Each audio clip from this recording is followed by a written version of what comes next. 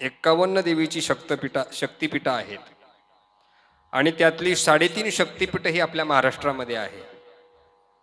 कोल्हापूरची महालक्ष्मी असेल, माहूरची रेणुका देवी असेल, त्याच्यानंतर तुळजापूरची भवानी माता आणि अर्ध जे पीठ आहे ते सप्तशृंगी वनी ही 3.5 शक्तिपीठं आपल्या महाराष्ट्रामध्ये आहे। आपण भाग्यवान आहोत। 5 ज्योतिर्लिंग आपल्या महाराष्ट्रात, अष्टविनायक आपल्या महाराष्ट्रात, देवीची 3.5 शक्तिपीठं आपल्या महाराष्ट्रामध्ये आहे, त्र्यंबकेश्वर सारखं कुंभ ठिकाण आपल्या महाराष्ट्रामध्ये आहे। म्हणजे आपण अनेक अंगाने भाग्यवान आहोत। पण नवरात्रीचा उत्सव करत असताना 9 साड्यांचा आग्रह बायांनी करायचा, त्याचा आणि नवरात्रीचा काही संबंध नाही। नवरात्री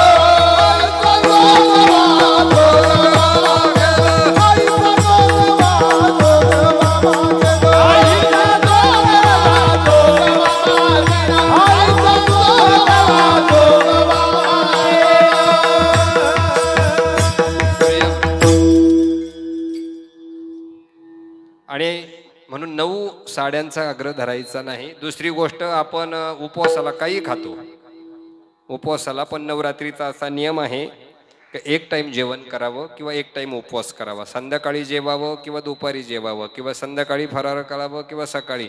डांगर, चिक्क्या, भोपळे, भेंड्या हे उपवासाला चालत नाही। नवरात्रीमध्ये कुणीही डांगर खायची नाही। एक तर उपवास, पूर्ण उपवास करायचा, नाही तर उपवास करायचा नाही। ज्याला नवरात्री शक्य नाही त्यांना किमान सप्तमी, अष्टमी, नवमी हे 3 दिवस जरी उपवास केले तरी नवरात्री घडते। म्हणून डांगरण, चिकन काही खायचं अजिबात नाही। मग देवीची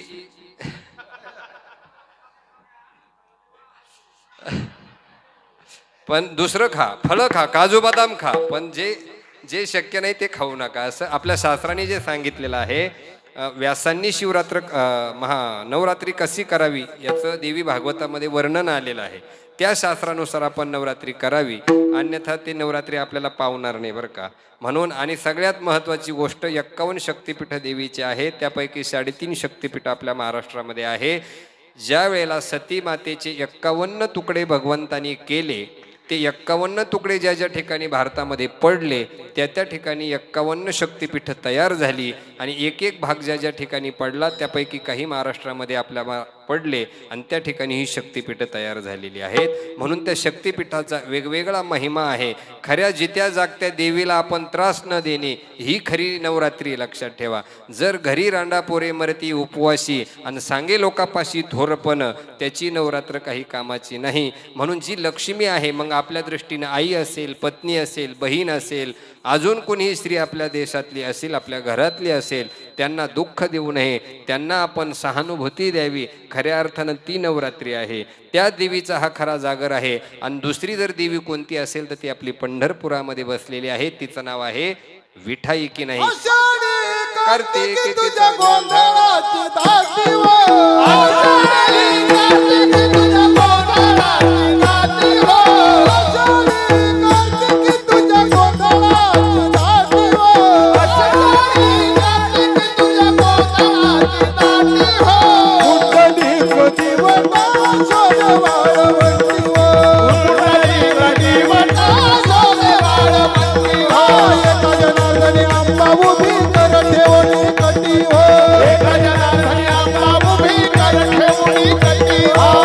बोला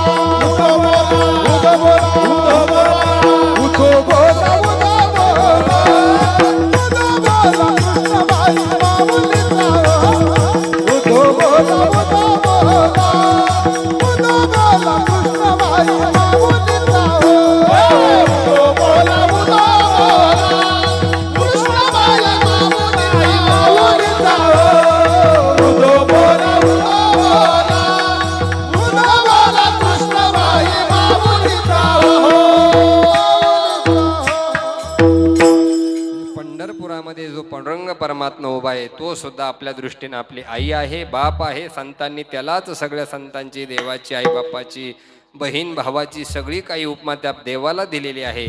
त्याचाही हा उत्सव आहे. नवरात्रीमध्ये त्याही पांडुरंगाचं आपण स्मरण करावं. आणि आज झालेली सेवा तुम्हा सर्व मायबापांच्या चरणी या ठिकाणी विनम्र भावानं अभिवादन करतो. आज वैकुंठवासी पांडुरंग विठ्ठल दिघे